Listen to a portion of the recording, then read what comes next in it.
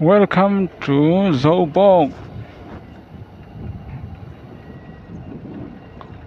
Zobok có chung bữa rong sông té chỉ bài này bác cũng có lấy luôn vui thì nan còn phẳng trở lại hay là trăng khán Zobok anh ấy ở bằng khán Zobok thì về mấy ấy thì là mà hiện trồng nào khác những cái gì cà phê làm bằng hiện trồng nào bác ngày về Zobok qua cả lâu nó thấy to khóc mấy ạ April thả khăn đấy cần hơn không bất khăn đấy ạ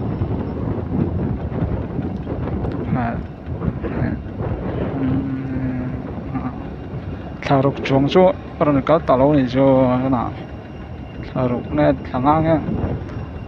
rồi có lẽ chết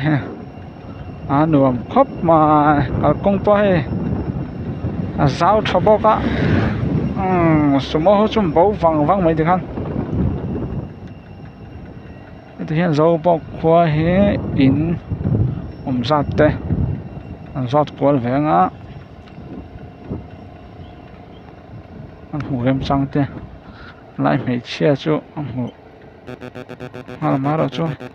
mấy chia chú giặt về lỗ men tiếng chú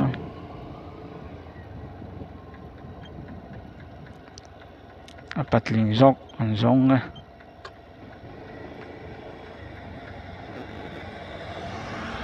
nuông khóc mà ha dấu bốc qua bao liền khóc mà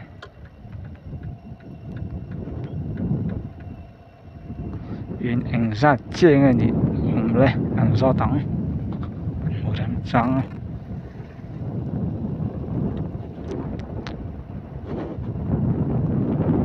hết tiền hết dấu bọc hết thì lắm bằng chỗ hết in ông đó không biết lao thắng lắm cô không về để thua anh tầm khóc mà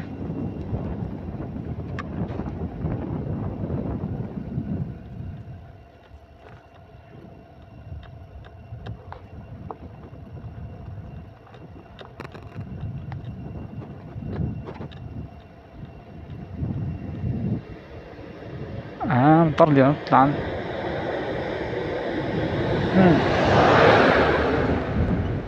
hết thì lắm trăng thiết hết rồi tán to này tắt liền hậu ha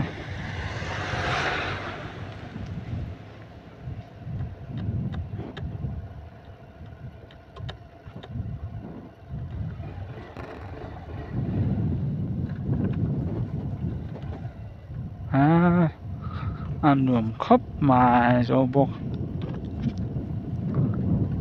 tắt liền tất lán rừng bằng hệ lại về cho khu đón khóc mà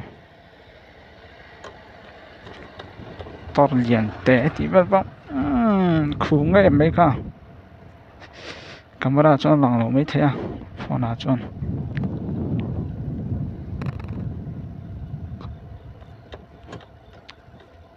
ngủ đến phăng thì đầu về bật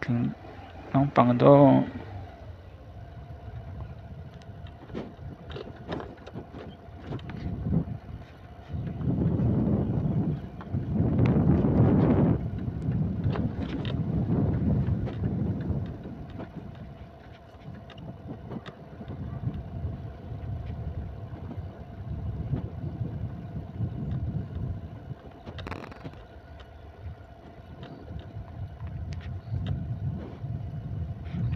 ngay chỗ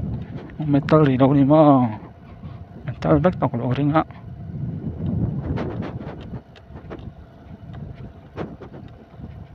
mà chỗ mai chỗ này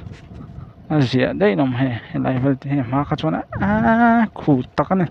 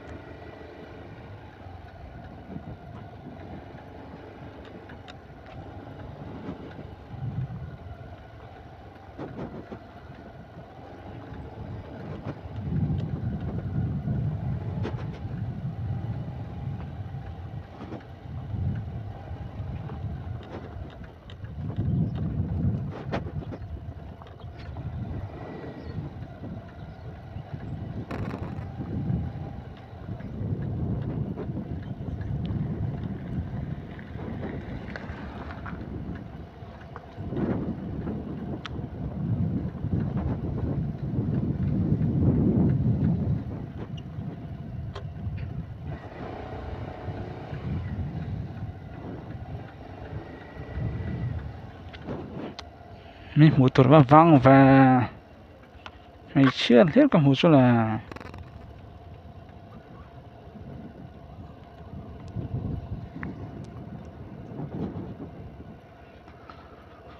heng lai bor vel chu an nom khop mà heng lai vel veng lai ding ria sẽ son do chun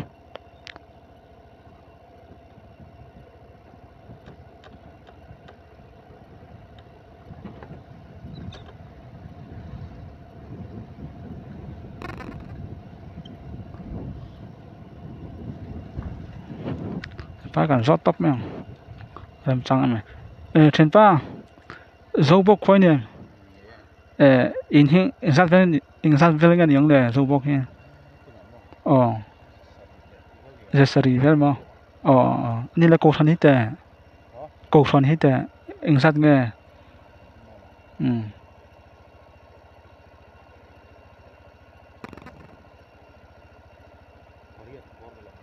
ko san det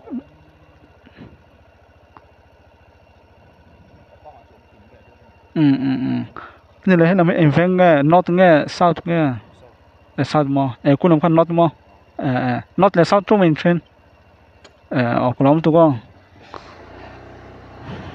trong cái đâu à sọc về đâu nhỉ cổ sáng chết về nhá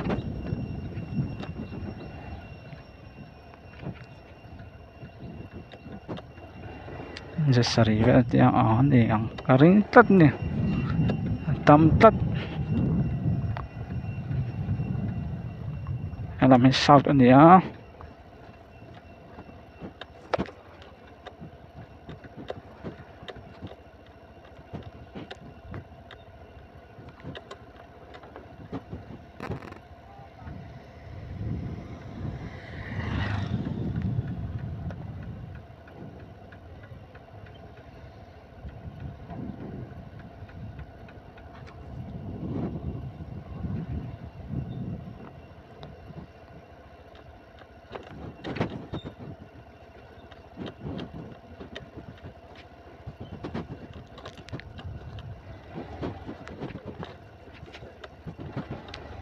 hey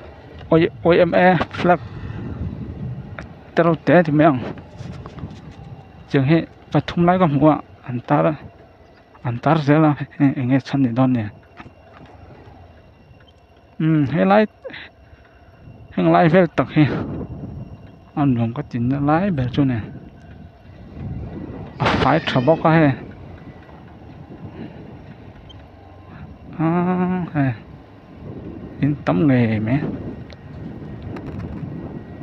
anh in là fresh lombok xia ha phải sản lombok xia dấu vào con nghe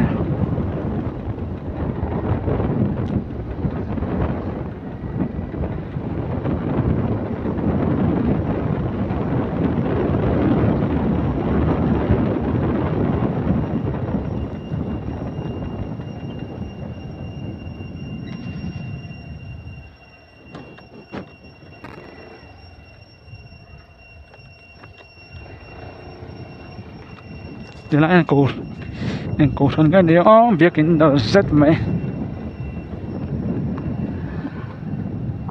mỗi khóc mà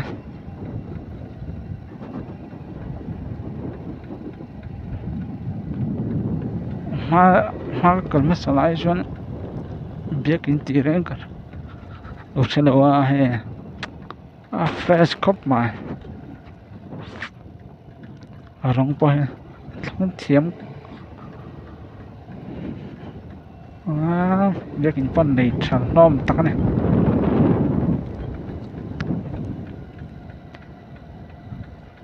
chỉ nắm bằng hết dầu bọc nốt nắm bằng anh ạ nốt làm bao hết in hết lem luôn tắm khóc mấy thì làm gió cái tầm gió cái thì gió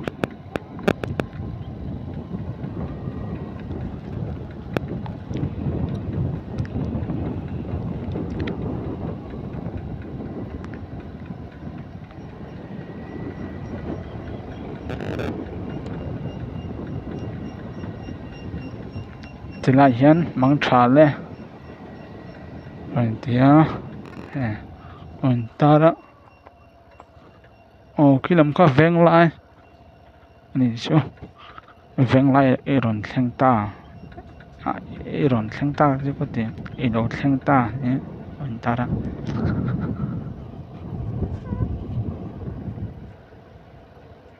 nuông mẹ rồi bọc qua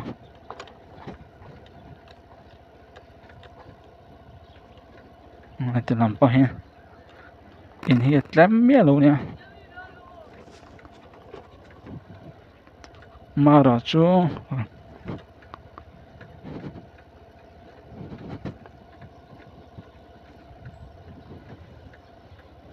khu về đó này ha tao liền lắm đừng xí á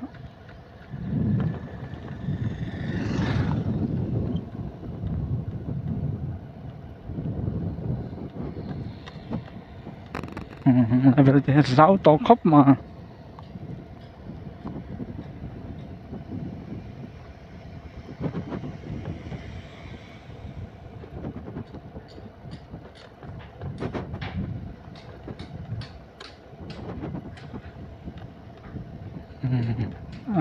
so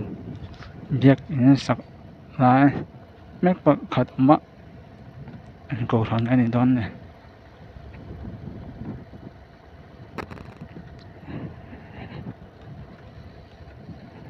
rồi một có chút nồng khóc mà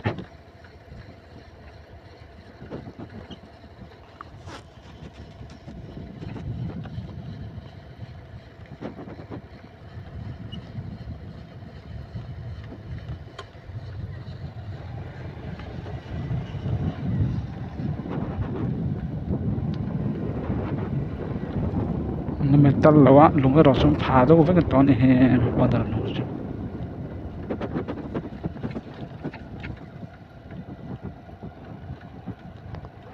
cả con tràn này thôi đón đi ha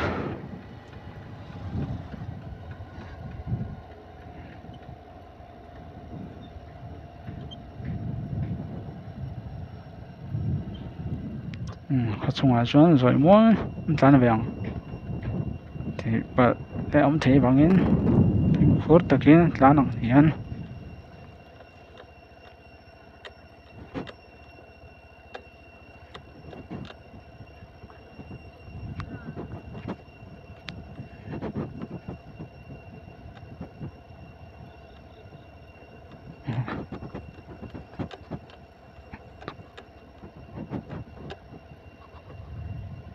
nườm lắm mày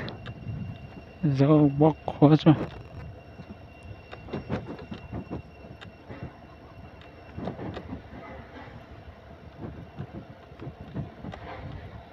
tọp sáng cái là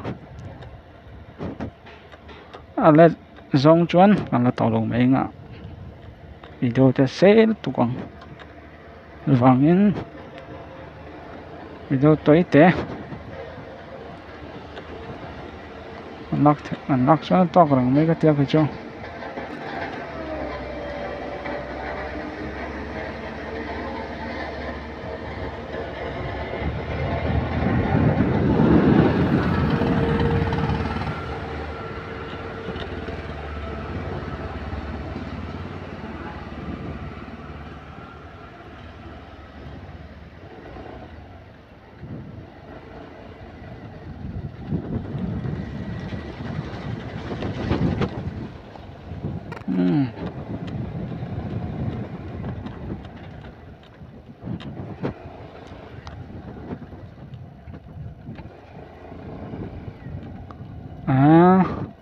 anh khóc mà dấu bóc qua thì khan cái này phải xem in ông này ha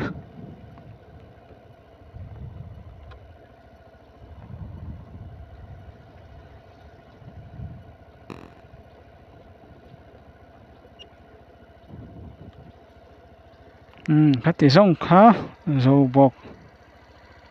sông còn phần của thầy chú anh nhé